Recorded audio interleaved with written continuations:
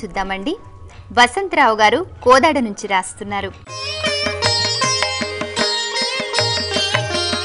ఏవైనా కారణాలతో సంవత్సరీకం చేయలేకపోతే ఏం చేయాలి? జన్మమునిచ్చినటువంటి తల్లిదండ్రులకు కారణాంతరాల వలన సంవత్సరీకము అనేటువంటిది నిర్వహించలేనటువంటి పరిస్థితి ఏర్పడ్డప్పుడు ఆ వ్యక్తి దురదృష్టంగానే భావించాలి. అయితే ఇక తప్పనిసరి పరిస్థితుల్లో అక్కడ సంవత్సరీకం నిర్వహించకపోయినప్పటికీ సకల ముక్కోటి దేవతా స్వరూపిణి అయినటువంటి గోమాత దగ్గరకు వెళ్ళి ఆ యొక్క మరణించిన వారి యొక్క పేరును స్మరిస్తూ ఆ గోమాతకు ప్రదక్షిణం చేసి ఒక విస్తరాకులో సోలెడు గిద్దెడు బియ్యము బెల్లం ముక్క వేసి గోత్రనామములు చెప్పి తన పరిస్థితి ఇలా ఉంది, నేను ఈ సమయాన సంవత్సరీకము నిర్వహించలేకపోతున్నందుకు క్షమించవలసింది అని చెప్పేసి మనస్ఫూర్తిగా పితృదేవతలను అర్థిస్తూ ఆ యొక్క గోమాత చుట్టూ ప్రదక్షిణం చేసి గోవుకు కనుక మనస్ఫూర్తిగా కనుక తినిపించినట్లయితే కారణాంతరాల వలన సంవత్సరీకం పెట్టకపోయినప్పటికీ ఇలా చేసినటువంటి విశిష్టవంతమైనటువంటి ప్రక్రియ మూలకంగా పితృదేవతల యొక్క ఆశీస్సులు ఇతనికి వచ్చి తీరుతాయి.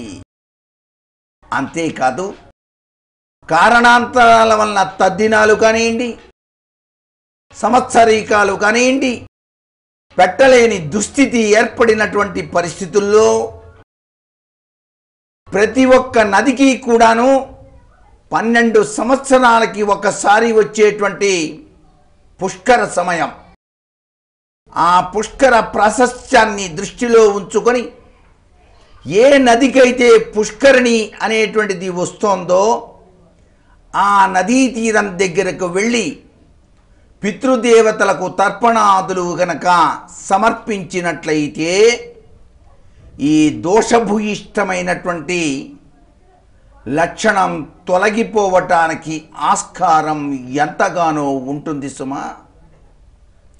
అలాగే గయలో శ్రాద్ధం గనక పెట్టినట్లయితే సంవత్సరీక తత్వాన్ని మరిచిపోయినప్పటికీ కూడాను ఆ యొక్క విశిష్టవంతమైనటువంటి ప్రభావ లక్షణం ఈ వంశానికి ఉండి ఆయా పితృదేవతల యొక్క ఆశీస్సులు తప్పనిసరిగా కలిగి తీరుతాయి.